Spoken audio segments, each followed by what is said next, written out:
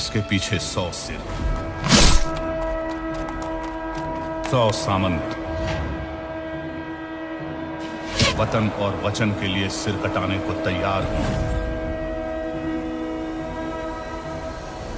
वो सम्राट पृथ्वीराज चौहान होता है। पृथ्वीराज चौहान की किस गलती की सजा भुगत रहा है हिंदुस्तान?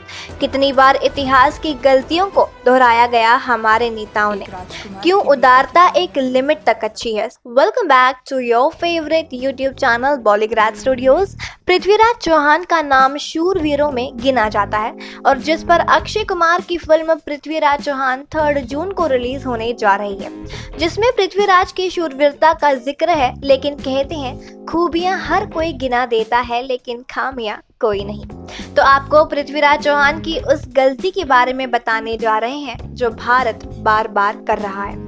बात कुछ 12वीं सदी के आखिरी दशक की है। अफगानिस्तान के गौर साम्राज्य के मोहम्मद गौरी ने दिल्ली सल्तनत पर चढ़ाई कर दी। सामने थी पृथ्वीराज चौहान की विशाल सेना।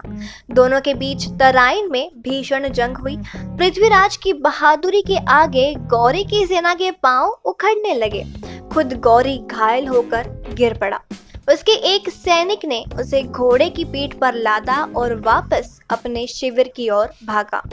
पृथ्वीराज की तलवार और गौरी के सिर के बीच नाम मात्र की दूरी थी, लेकिन पृथ्वीराज ने गौरी के खून से अपनी तलवार की प्यास नहीं बुझाई।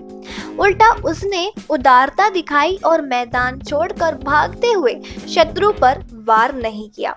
पृथ्वीराज की ये उदारता भारत को बहुत भारी पड़ी।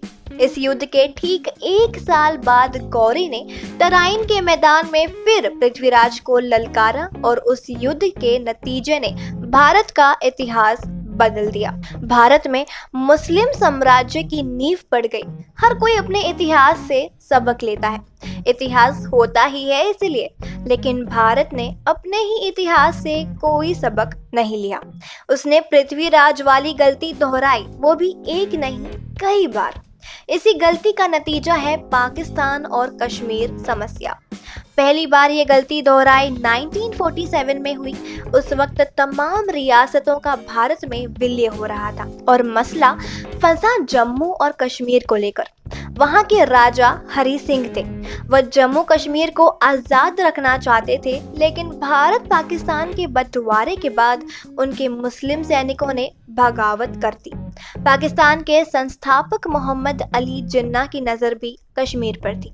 उन्होंने तो साफ कह दिया कि अगली ईद श्रीनगर में मनाएंगे। फिर अक्टूबर 1947 में पाकिस्तान के कबायली लड़ाके भी कश्मीर में घुस आए और पाकिस्तानी सेना और कबायली लड़ाकों ने मिलकर जमकर लूटपाट और मारकाट मचाई। महाराजा हरि सिंह के पास कोई चारा नहीं बचा। उन्होंने मदद के लिए भारत से गुहार लगाई, लेकिन प्रधानमंत्री जवाहरलाल नेहरू ने साफ कह दिया कि पहले महाराजा विलय प्रस्ताव पर दस्तखत देंगे और फिर ही भारत उनकी हिफाजत करेगा। विलय के दस्तावेज रातों रात महाराजा के पास पहुंचे और उन्होंने उस पर हस्ताक्षर किया। यहाँ तक सब कुछ भारत के पक्ष में था, लेकिन फिर प्रधानमंत्री नेहरू ने पृथ्वीराज वाली गलती की, जिसे पूरे कश्मीर पर भारत का हक था, जिसे भारत अपनी सैन्य ताकत के बल पर हासिल भी कर सकता था। उस मामले को लेकर नेहरू यूएन पहुंच गए।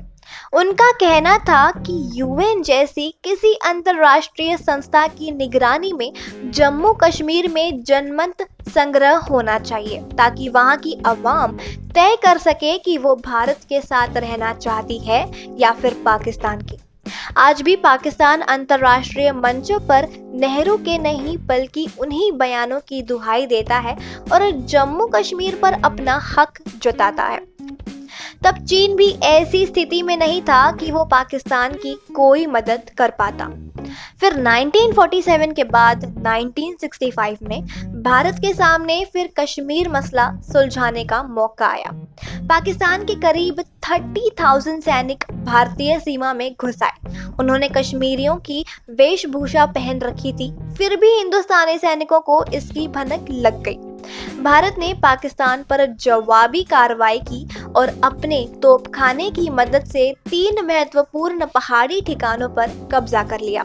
पाकिस्तान के कब्जे वाले कश्मीर में भी भारतीय सैनिक 8 किलोमीटर तक अंदर घुस गए।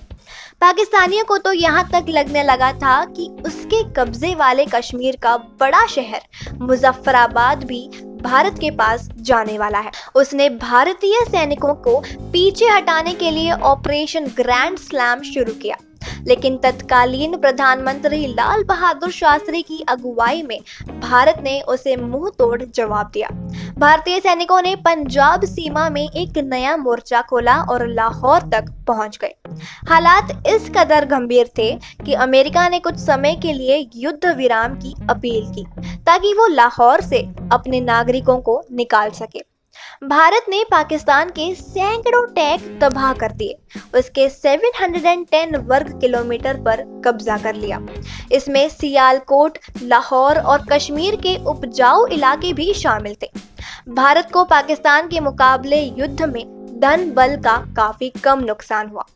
उस जंग में भारत हर मोर्चे पर पाकिस्तान से आगे था और पाकिस्तान का दिल कहे जाने वाले लाहौर तक पहुंच गया था। फिर भी भारतीय प्रधानमंत्री लाल बहादुर शास्त्री ने 11 जनवरी 1966 को अपने पाकिस्तानी समकक्ष अयूब खान से ताशकंद में समझौता कर लिया और दरियादिली दिखाते हुए जीते हुए हिस्सों को भी छोड़ने के लिए राजी हो गए। भारत के पास पाकिस्तान के ताबूत में आखिरी कील ठोकने का सबसे सुनहरा मौका साल 1970 में मिला। दरअसल भारत पाकिस्तान के बंटवारे के बाद 1950 में बंगाली अस्मिता और उसकी पहचान को लेकर तत्कालीन पूर्वी पाकिस्तान में भी आज़ादी के लिए संघर्ष शुरू हो गया। उस वक्त पाकिस्तानी हुकूमत ने बगावत को किसी तरह दबा दिया, लेकिन 1970 का दशक आते आते विद्रोह अपने चरम पर पहुंच गया और पूर्वी पाकिस्तान में शेख मुजीबुर रहमान की बढ़ती लोकप्रियता और बगावत से पश्चिमी पाकिस्तान के हुक्मरान अजीज का आ गया। उन्होंने विद्रोह दबाने के नाम पर सेना को अवाम पर जुल्म करने की खुली छूट दे दी। महिलाओं के साथ दुष्कर्म आम बात हो गई।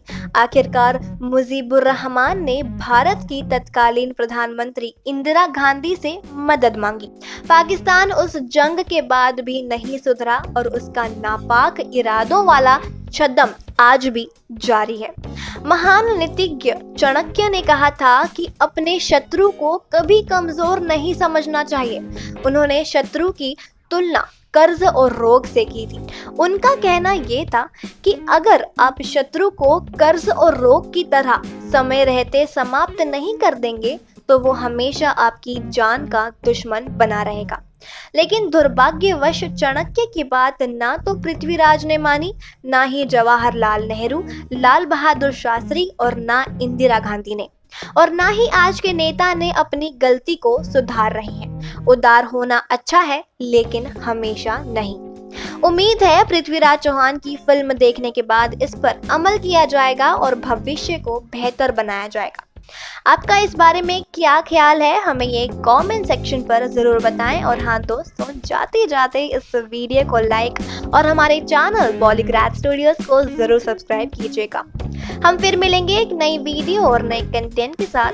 तब तक खुश रहें, सेफ रहें, बने रहिए मेरे साथ।